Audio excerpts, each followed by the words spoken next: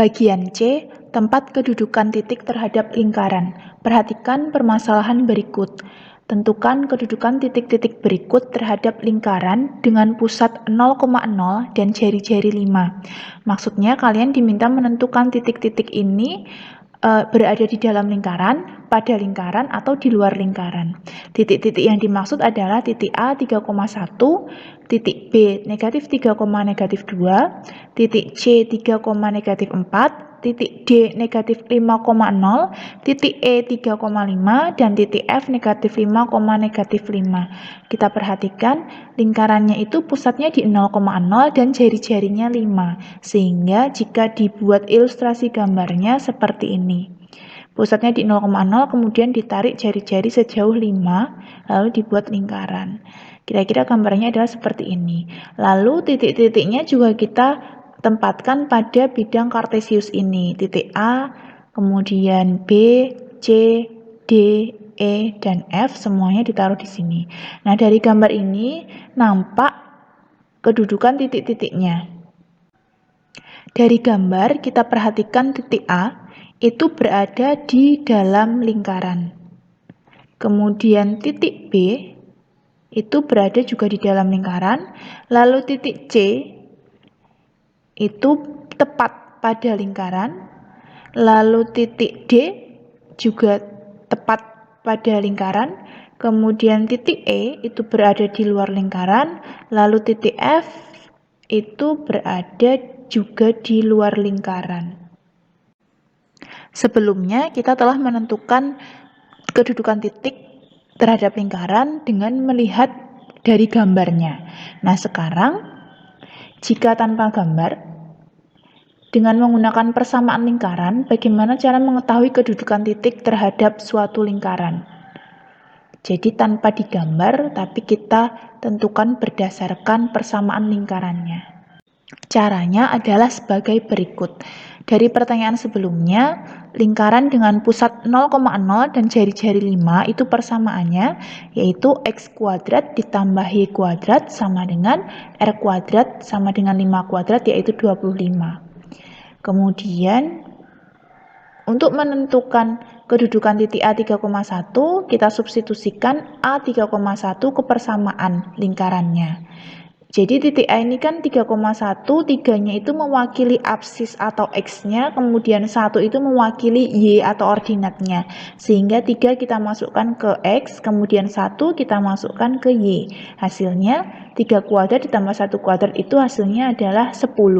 Kita cek 10 dengan 25 itu tandanya bagaimana? 10 itu kan lebih kecil dari 25. Kemudian yang B negatif 3, negatif 2 juga kita substitusikan ke persamaan lingkaran, diperoleh 9 ditambah 4 itu 11, lebih kecil juga daripada 25. Maaf, 9 tambah 4 itu 13 ya, 13 lebih kecil dari 25. Kemudian yang C, 3, negatif 4 kita substitusikan ke persamaan lingkaran, diperoleh 9 ditambah 16 itu hasilnya 25 juga. Kita bandingkan dengan ruas kanan dari persamaan lingkaran atau R kuadratnya sama dengan 25. Kemudian yang titik D negatif 5,0 kita substitusikan juga ke persamaan lingkaran, diperoleh 25 tambah 0 hasilnya 25. Kemudian ruas kanannya juga 25 sehingga tandanya sama dengan.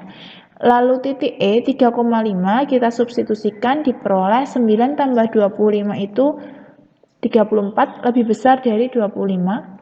Lalu yang F negatif 5, negatif 5 kita substitusikan, hasilnya 25 ditambah 25 itu 50, lebih besar dari 25. Nah, kita bandingkan dengan pernyataan sebelumnya bahwa titik A itu di dalam lingkaran, lalu B di dalam, C itu kan tadi pada lingkaran, D juga pada lingkaran, lalu E dan F berada di luar lingkaran. Dari sini kita dapat melihat, oh kalau titiknya di dalam lingkaran ternyata ini tandanya lebih kecil.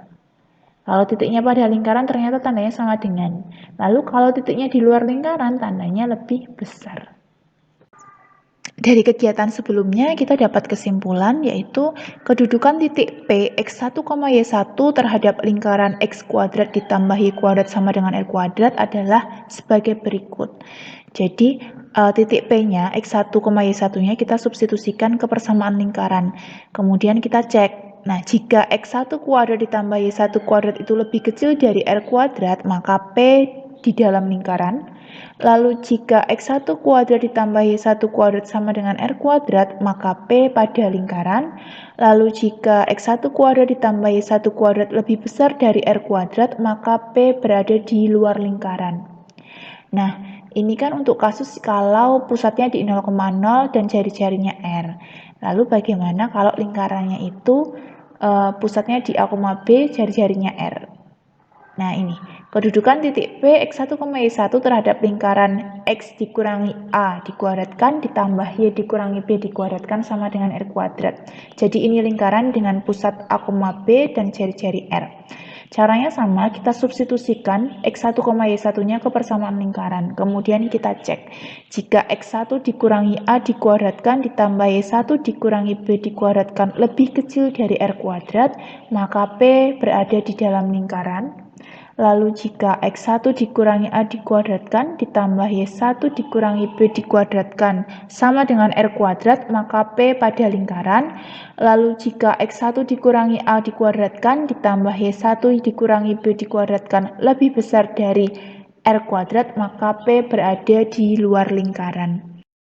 Nah, yang tadi kita bahas tempat kedudukan titiknya itu kan persamaannya jika dalam bentuk baku. Nah, sekarang kalau persamaan lingkarannya dalam bentuk umum bagaimana? Misalnya, kedudukan titik P X1, Y1 terhadap lingkaran X kuadrat ditambah Y kuadrat ditambah 2AX ditambah 2BY ditambah C sama dengan 0. Caranya sama, kita substitusikan X1, Y1 ke persamaan lingkaran. Kemudian kita cek. Jika X1 kuadrat ditambah Y1 kuadrat ditambah 2AX1 ditambah 2BY1 ditambah C lebih kecil dari 0, maka P di dalam lingkaran.